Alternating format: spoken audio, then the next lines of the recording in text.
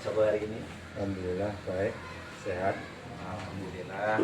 Hari ini tujuan saya menemui Pak Joko ingin wawancara terkait nilai-nilai kebijakan sebagai pemimpin.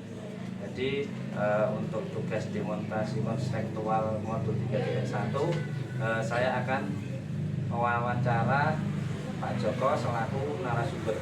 Apakah Pak Joko bersedia? Ya, bersedia. Oke. Terima kasih Pak Joko atas waktunya. Untuk yang pertama yang ingin saya tanyakan yaitu selama ini bagaimana Bapak dapat mengidentifikasi kasus-kasus yang merupakan dilema etika atau bujukan moral yang ada di sekolah ini? Ya, terima kasih. Memang di sekolah ini banyak sekali kasus yang tidak kita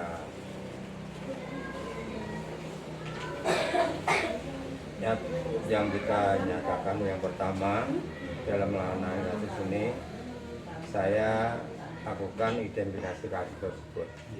Apakah kasus itu termasuk kasus yang dilema etika atau bujukan moral.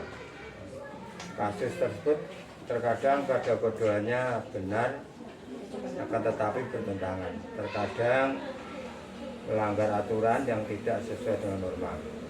Maka kasus tersebut harus dibedakan. Setelah diidentifikasi, maka kita harus memahami kasus tersebut. Kedua kasus tersebut harus dapat diidentifikasi dengan benar agar tidak ada kesalahan dalam pengambilan keputusan.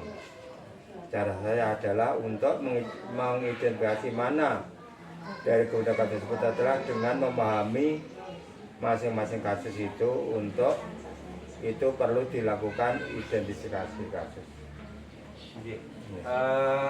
Terima kasih jawabannya Pak. Untuk pertanyaan yang kedua Pak, selama ini bagaimana Bapak menjalankan pengambilan keputusan di sekolah, terutama untuk kasus-kasus di mana ada dua kepentingan yang sama-sama benar atau sama-sama mengandung nilai kebijakan? Untuk kasus dilema etika, saya akan mempertimbangkan kedua yang sama-sama benar tersebut. Pada kasus tersebut saya akan menentukan faktor atau pihak mana saja yang terlibat.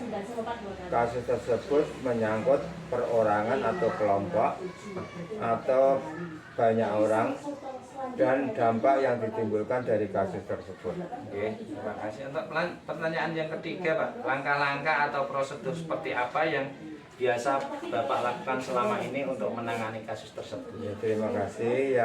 Langkah yang pertama yang akan saya ambil adalah mempertimbangkan kepentingan orang banyak dalam penyelesaiannya. Jika kasus tersebut menyangkut peserta didik, maka kepentingan peserta didik harus diprioritaskan. Di mana pengambilan keputusan saya dasarkan pada prinsip berbasis hasil akhir, berbasis rasa peduli dan peraturan. Selanjutnya saya akan melakukan investigasi dengan beberapa fakta dari kasus tersebut. Setelah fakta dan bukti terkumpul, saya akan membuat sebuah keputusan yang sebelum saya putuskan sudah saya komunikasikan terlebih dahulu dengan guru-guru atau pihak-pihak yang dapat saya ajak kerjasama. Barulah saya akan mengambil keputusan untuk menyelesaikan kasus tersebut.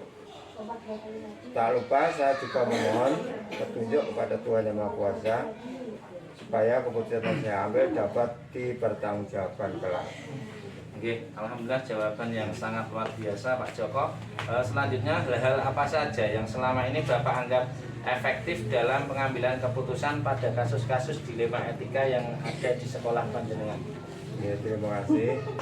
Dalam kasus pengambilan keputusan dengan dilema etika, hal efektif yang perlu dilakukan adalah menentukan pokok permasalahan dan menentukan kebijakan apa yang akan kita terapkan. Oke. Selanjutnya Pak, hal-hal apa saja yang selama ini merupakan tantangan dalam pengambilan keputusan pada kasus-kasus dilema etika ini? Dalam pengambilan keputusan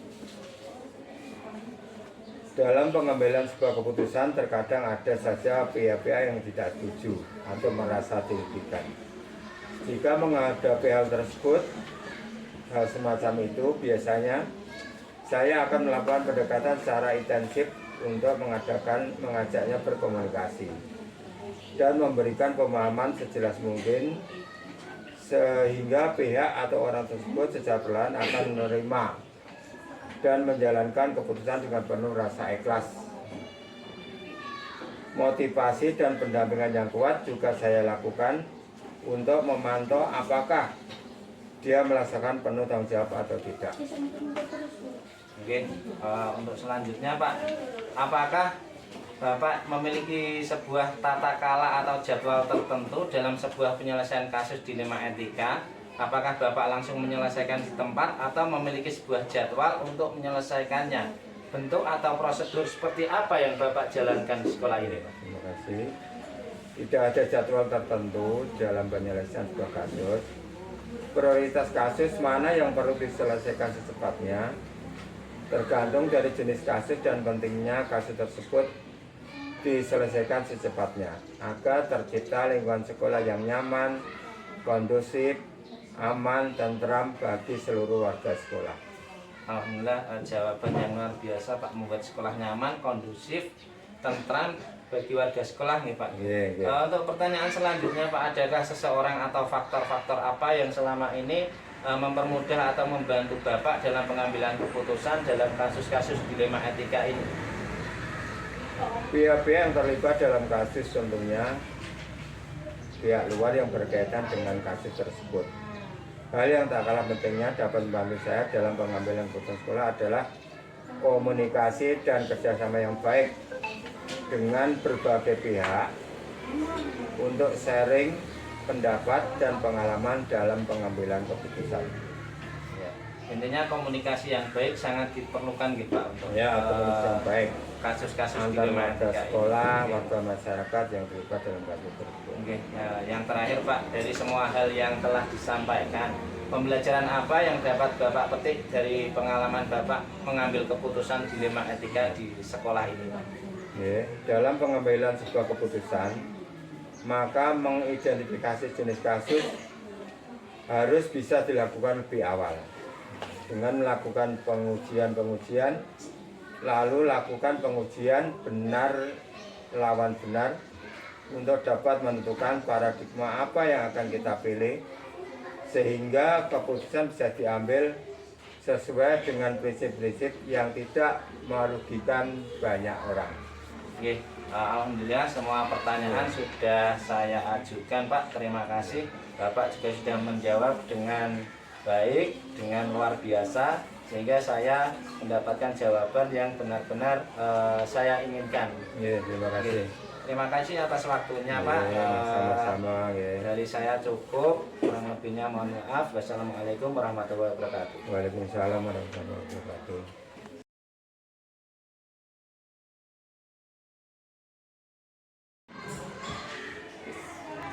Assalamualaikum Pak Kanto. Waalaikumsalam. Apa kabarnya Pak Kanto ini? Alhamdulillah baik, sehat Mas. Gimana kabarnya Pak Udit? Alhamdulillah baik juga Pak. Tujuan saya datang kemari yang pertama silaturahmi Pak, yang kedua ada beberapa pertanyaan wawancara yang akan saya berikan pada Pak Kanto sehingga nantinya ada jawaban yang benar-benar sudah saya inginkan dari awal saya datang ke sini. Jadi ini untuk tugas saya terkait demonstrasi konseptual terkait nilai-nilai universal kebijakan sebagai pemimpin dilema etika. Jadi nanti ada beberapa pertanyaan yang saya ajukan sehingga ada tindak lanjut dari apa yang saya tanyakan di sini. Untuk yang pertama nih Pak Kanto, terkait pertanyaan yang pertama ada selama ini bagaimana Pak Kanto dapat mengidentifikasi kasus-kasus yang merupakan dilema etika atau bujukan moral yang terjadi di SD Negeri Pimbrangan ini? Iya. Betul, dalam kasus itu ada dua permasalahan dilema etika nanti juga atau bujukan moral. Itu memang sering terjadi di sekolah, yaitu terjadi bujukan moral dan dilema etika. Itu dimulai yang bahwa di sekolah itu ada permasalahan yang diakibatkan oleh situasi yang dilaksanakan di sekolah. Misalnya itu ada anak-anak ya, anak-anak kalau masuk ke sekolah misalnya kelas 1, kelas 2 itu belum bisa membaca atau menulis, dan atau dengan permasalahan tentang pengetahuan itu kan seharusnya kadang-kadang kita tidak bisa untuk menaikkan guru tersebut, tapi karena umur atau peraturan itu seorang guru harus tetap menaikkan anak tersebut. Nah ini sehingga sampai di kelas atas, oh ini anak-anaknya kok belum bisa membaca, belum bisa inilah yang jadi permasalahan dari Bapak Ibu guru di kelas berikutnya. Mendengarkan permasalahan yang dialami SD ini, saya sangat tertarik untuk memberikan pertanyaan-pertanyaan selanjutnya ya Pak. Selanjutnya Pak, selama ini bagaimana Pak Kamto menjalankan pengambilan keputusan di sekolah? Sehingga terutama terkait kasus-kasus di mana ada dua kepentingan yang sama-sama benar atau sama-sama mengandung nilai kebijakan. Masalah itu nanti kami sebagai kepala sekolah itu mencari bahan dulu. Misalnya saya harus mengumpulkan Bapak Ibu guru, mengumpulkan dari wali murid, mencari masukan-masukan dari beliau-beliau itu bagaimana solusinya, permasalahannya apa, dan bagaimana untuk memecahkan hal itu. Kita harus tetap konsultasi dengan beliau, para guru dan wali murid, dan juga komite sekolah. Nah itu bagaimana yang dapat diberikan solusi apa. Nanti saya sebagai pimpinan itu juga akan merangkum dan memberikan solusi yang terbaik, dan itu nanti akan disepakati bersama. Intinya berkolaborasi yang baik nih Pak dengan semua pihak nih. Terus langkah-langkah atau prosedur seperti apa yang biasa dilakukan selama ini Pak, selain tadi berkolaborasi terus berkomunikasi dengan berbagai pihak? Itu kita harus yang penting itu punya tujuan. Misalnya tujuannya apa, kemudian pada kita menyalahi aturan tidak. Nah itu juga hasilnya bagaimana, efektif tidak kalau kita menggunakan solusi tersebut. Itu kita harus ada yang kita memberikan solusi dan ada yang tidak ada yang dirugikan. Ya, dari satu pihak saling menguntungkan itulah, seperti simbiosis mutualisme. Yang baik gitu ya. Yang baik. Selanjutnya Pak, hal-hal apa saja yang selama ini Bapak anggap efektif dalam pengambilan keputusan pada kasus-kasus dilema etika yang dialami oleh SD ini Pak? Hal-hal yang efektif ya, itu memang kadang-kadang kalau kita mengambil keputusan kadang-kadang merugikan sebelah pihak. Nah itu harus ada yang satu ini pihak satu untuk mengutarakan ini punya kepentingan tidak, dan yang satu lagi punya kepentingan tidak. Ini nanti jalan tengah. Jadi nanti kesepakatan itulah yang penting. Jadi kalau sudah sepakat, nah kita berdasarkan kesepakatan. Nah, intinya kesepakatan dan musyawarah tadi ya Pak, yang menemukan hasil yang benar-benar mufakat. Iya itu. Mungkin selanjutnya Pak, hal-hal apa saja yang selama ini merupakan tantangan dalam pengambilan keputusan pada kasus-kasus dilema etika yang ada di sekolah Bapak? Tantangannya Pak? Untuk tantangan di sekolah ini mungkin banyak ya. Kalau yang khusus tadi untuk anak peserta didik, tidak naik kelas. Nah ini harus naik kelas. maka Bapak Ibu guru harus memberikan, misalnya memberikan ekstra pembelajaran dan agar anak tersebut bisa naik kelas, sehingga syaratnya apa? Syaratnya nanti nilainya juga harus memenuhi KKM, maka guru harus menambah bagaimana caranya peserta didik itu nilainya bisa di atas KKM sehingga bisa naik kelas. Itu harus kolaborasi antara guru, peserta didik dan orang tua agar nanti tidak ada permasalahan. Oh, anak saya ini naik masuk terus nilainya sekian kok tidak naik kelas, gimana? Nah, itulah nanti solusinya semacam itu. Oke, terima kasih jawaban yang luar biasa Pak. Terkait ini, apakah Bapak memiliki sebuah tata cara atau jadwal tertentu dalam sebuah penyelesaian kasus dilema etika? Apakah Bapak langsung menyelesaikan di tempat atau memiliki sebuah jadwal untuk menyelesaikannya? Bentuk atau prosedur seperti apa yang Bapak jalankan terkait hal itu? Untuk jadwal itu, apakah ada jadwal khusus atau ada masalah langsung dengan selesaikan?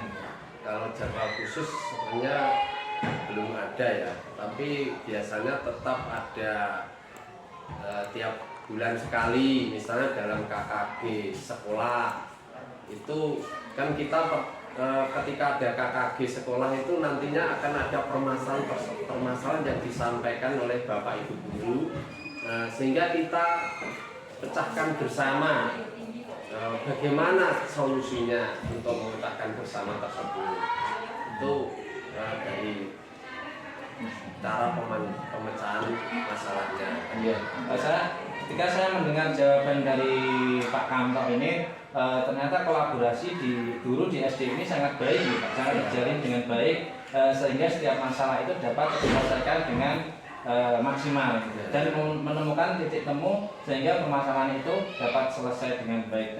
Untuk selanjutnya Pak, adakah seseorang atau faktor-faktor apa yang selama ini mempermudah atau membantu Bapak dalam pengambilan keputusan dalam kasus dilema etika ini, Pak?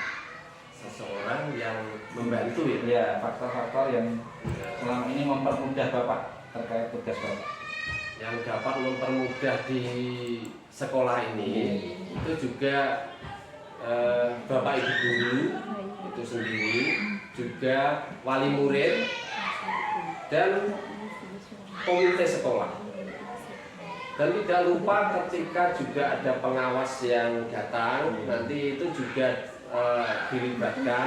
Kemudian kalau seorang kepala sekolah belum bisa memecahkan masalah, maka saya sebagai kepala sekolah pimpinan di sini nanti juga saya konsultasi kepada pengawas sekolah itu kalau di sekolah.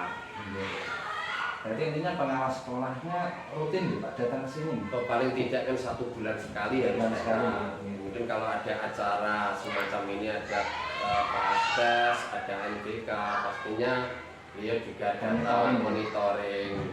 Oke, terakhir Pak, ini dari semua hal yang telah disampaikan, pembelajaran apa yang dapat Bapak petik dari pengalaman Pak Kamto mengambil keputusan dilema etika tersebut? Pembelajaran yang bisa diambil apa? Kira-kira yang bisa diambil dari pembelajaran tersebut adalah pengalaman.